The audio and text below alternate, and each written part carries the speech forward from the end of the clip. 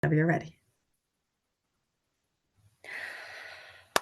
Fellow Toastmasters and guests, in the time that I have been a part of this wonderful organization called Toastmasters, I've learned a lot about the value of speaking, its aspects, its rules, and, thanks to the grammarian rule, speech quality.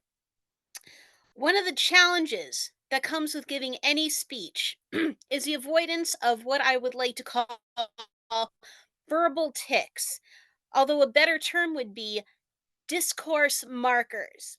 A discourse marker supposedly serves to manage the flow of words in a sentence or a topic, but ultimately it does not serve any purpose because it doesn't change anything.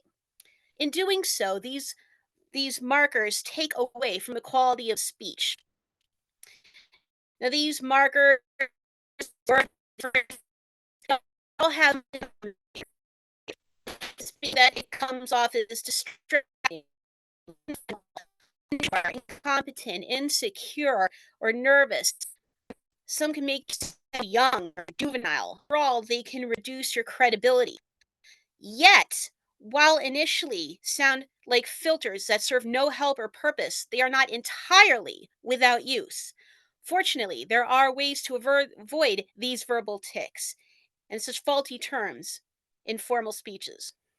So, is rather complicated.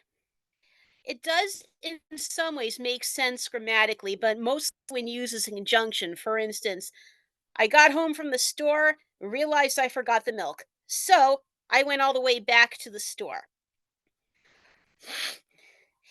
Sorry. However, in most formal settings, it serves no purpose in the beginning of a speech because it doesn't really lead into anything or serve as a lead in. How do you go around avoiding it when considering the use of the word so? Replace it with another word such as therefore or thus or then and see if that makes sense. Another one that seems to be a favorite within the Toastmasters universe, ums and ahs. They are indicative of losing your place, used as a filter until you can regain your composure or thought. It causes a speaker to sound unsure. Believe it or not, it's okay to take a couple of pauses, one pause, really, until you've regained your train of thought. As long as the pause is not too long, it's perfectly fine.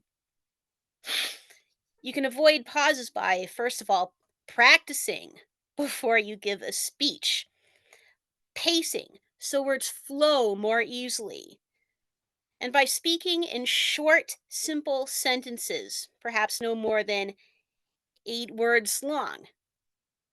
Form a sentence, pause, take a breath, the next sentence, pause, take a breath, the next sentence.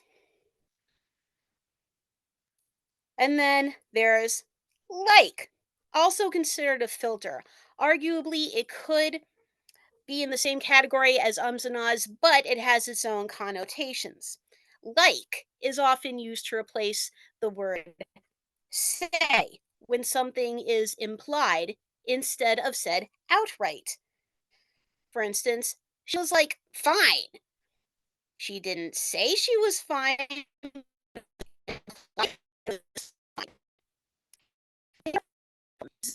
Such as like easily fall into the trap of overuse. You develop a bad habit of this word, and it becomes audibly unpleasant and quickly tired.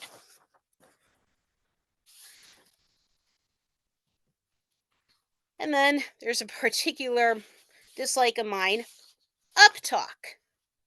That is an upwards inflection at the end of a sentence, to the effect that a statement sounds like a question associated with a Valley Girl trope, but no longer geographically or gender specific. Does it make you sound young? Yes. Does it make you sound unsure and unconfident? Yes. Is it useful? No. However, researchers suggest special meanings to upwards inflection. It is suggested that upwards inflection or uptalk allows the speaker to continue with their talking turn. It puts forth an inviting, an unarguative, and less aggressive tone, and it can be used as a check to ensure listeners are understanding and following along with what the speaker is talking about. If this is a chronic issue, and it sometimes is, it's a lot more common in teenagers and young adults, but there's not really a specific group for it. You can find out if inflection is is chronic. You can ask somebody to listen to you, like I'm doing right now, and I just realized you can ask somebody to listen to you as you speak. Again, you can practice speaking in short sentences and bring inflection down at the end. And lastly, there is coughing or clearing of the throat. Coughing and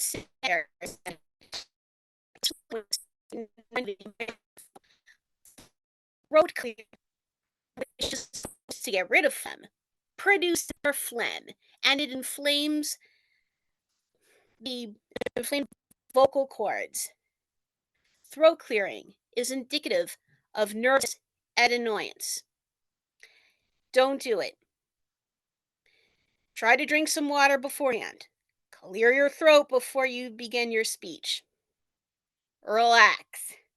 Pace yourself.